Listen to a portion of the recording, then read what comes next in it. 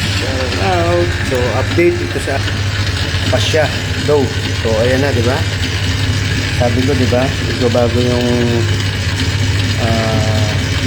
structure o texture ng ano, ng dough. Napakakinis na, no?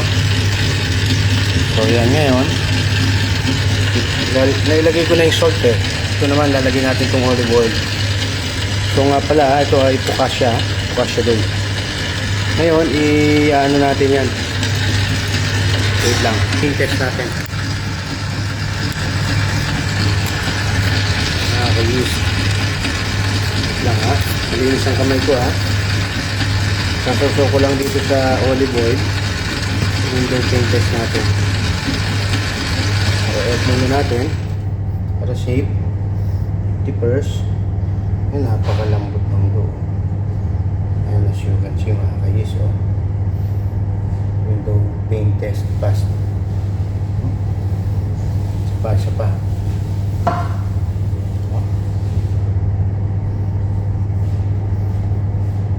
So for me, goods na to.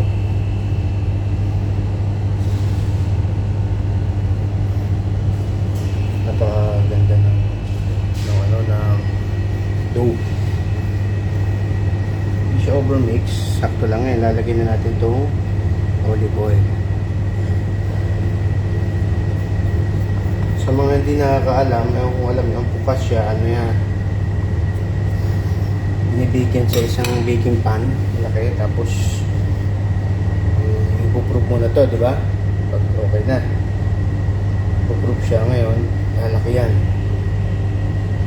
Then gaganunin ng kamay din pag naluto siya, ano, napaka crispy and airy siya sa loob. So maganda siya lagyan ng galing garlic bread, you know. So okay, start ko na ulit. Mga 2 minutes lang mga kayis. So timer natin.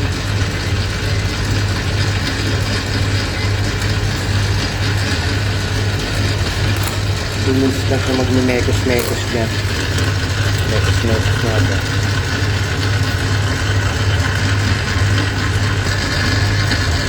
So yan mga kayis. Masunod ko ng 2 minutes. May 1 hour pa. 1 minute pa. So inabsorb niya na yung olive oil, no? Then ganito rin ginagawa dyan. Okay. Gamit ko itong spatula. Ano ko ito? Muntik na tayo din mga kalis. So ang ganda na ng dough niya. From kanina na sobrang liquid, diba? Ngayon, ano na.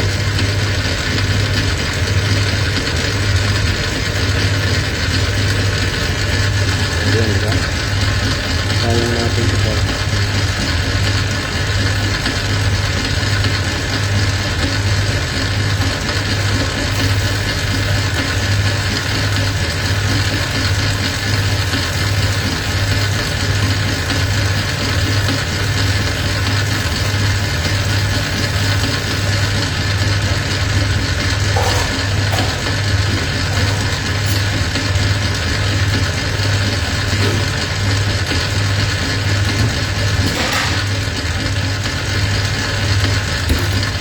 So ayan mga kayis, okay na. Sakto. Okay. Sakto na yun. Then tatanggalin na natin yan mga kayis. Lalagyan naman natin yan dito. May pin-repair na ako na bowl, na storage box. Ginris ko na rin yan ng olive oil. So ay turn off na natin to.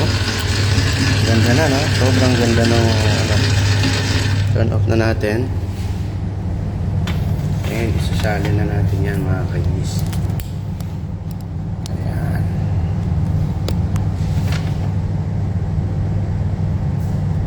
Lipat ko na.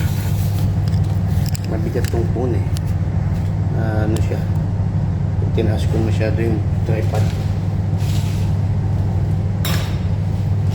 Tatanggalin ko na, gilis ko lang ulit yung kamay ko. Malinis yan. Malinis ko na yung kamay ko. Nugasan ko, i-twist natin ng olive oil. Then, tatanggalin na natin itong mga pinis. Tanggalin na natin itong ating loop. So, ganito ang pagtanggal dyan. Ngayon muna. Kakayudin muna. Sasama-samahin natin sa isang side. Sobrang ganda nitong loop. Napaka-smooth. Malambot. So, ayan. Yes, natanggal ko na. Sama-sama ko na. Ayan, ganito. Ito kasi masyado siyang sticky. Ayan. May maputol. Good thing, sama-sama lahat. Pakita ko sa inyo. Masyadong siyang sticky.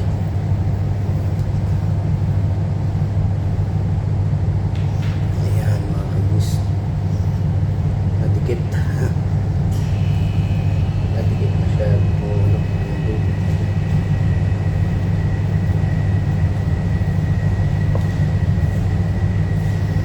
Pa siya doon.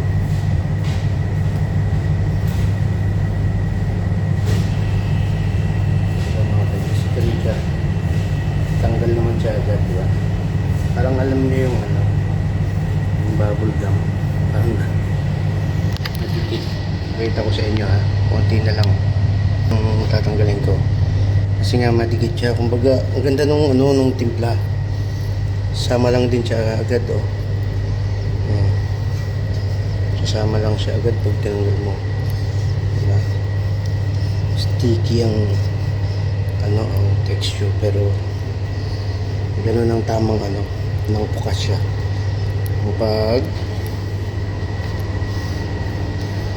Pagmasa. Gamit ang ating picture. So, yun. Okay na to mga kainis. Alam mo, unti lang yan, pero dami rin. Nasa mga rin yan. 1 kg mahigit. Pero malaking malaking pasa na to pag naluto. Nabig. Cook pa naman yan. So, isisend ko sa branch namin. Okay na mga kainis. Hanggang dito na lang. Lipat ko lang to. Ayan na yung ating mga sourdough. Naumpisahan ko na silang repack para sa branch. Para sa bawat branch namin. So, kunin lang natin yung ating doon.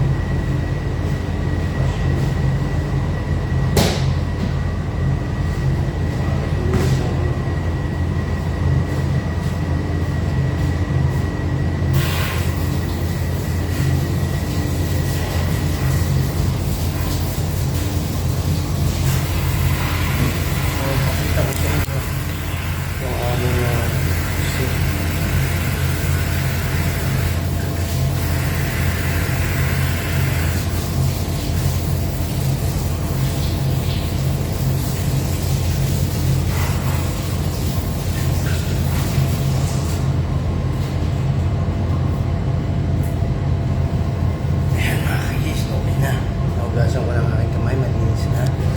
At ayan, ito pa yung aming mixer. Ito yung dough sheeter na ginagamit ko. Ang bagong brand yan, Tecno. Tama. Ayan, heavy duty yan. Ito yung ginamit ko na maliit lang. Pero heavy duty rin to. Linisin ko yan mamaya. Lagyan ko nga ng tubig. Linisin ko yan.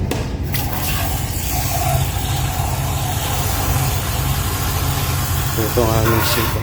Ano kung nagbugas kanina. Yung kalat. Lagyan natin ang tubig. Linisin ko yan mamaya. So ayun mga guys, ito yung pinaglagyan ko ng olive oil. Ayan. Ito pala yung ginagamit naming butter dito. Anchor.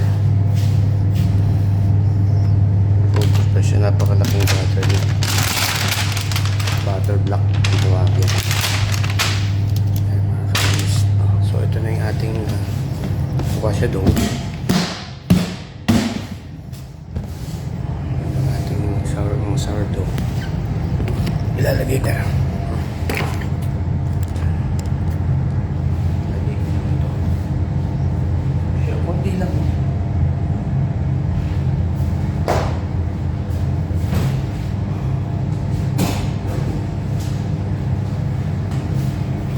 Thank you for watching mga kayis. Hanggang dito na lang. At ako ay mag-garnish pa. Okay? Mag-garnish pa. Ayan, mga natapos ko ng i-bake. Ito may nakasalang pa ako beer tart. Tanggalin muna natin itong ano.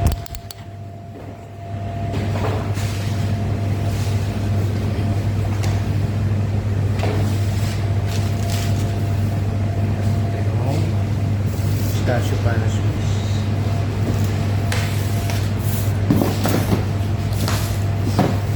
Ganito ginagawa ko dyan mga kayis. I-sprayan ko yan itong spray bar. Ito na binabrush. Sprayan ko gamit ko yung spray bar. Itong grease.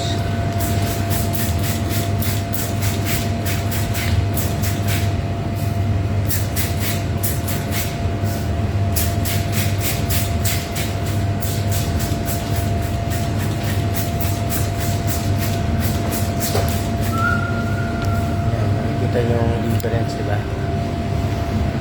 Shiny. Naging shiny siya. Glossy and shiny. Ayan. Then, tsaka namin yan. Tsaka ko yung lalagyan ng ano, ng garnish.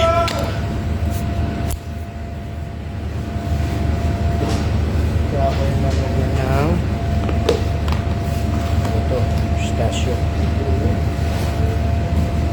Ito, pistachio powder ito, mga guys.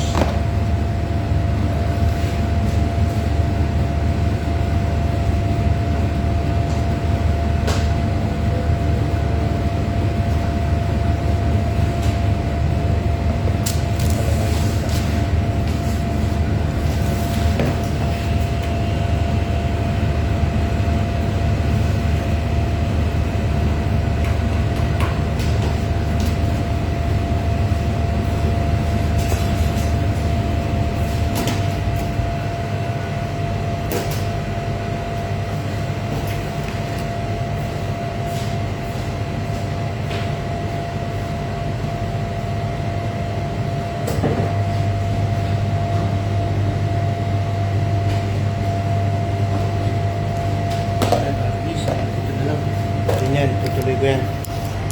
Hindan natin yung bigay niya. We call it pistachio panas Swiss, mga kaysa. Yun yung pan rolls namin.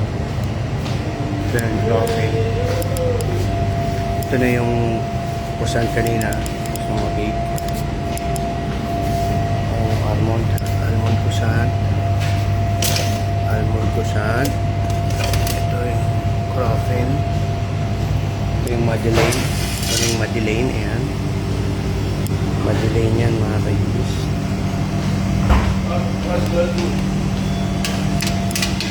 Ayan. Ito yung panatsokola. Ganda, di ba? Mga kayis. Sobrang ganda ng panatsokola. Oh. Ganda.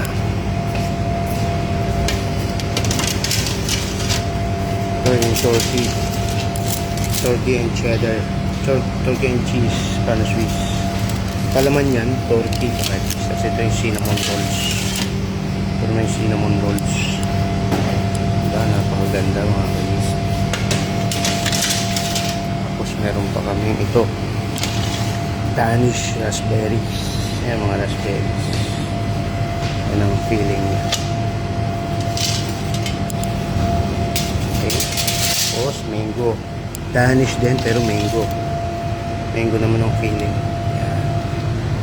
Ayan yung Danish din. So, ayan mga kagis.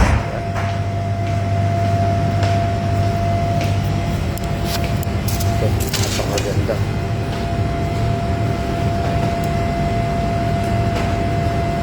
So, hanggang dito na lang mga kagis. End ko na yung aking video. Tatapusin ko na ito lahat.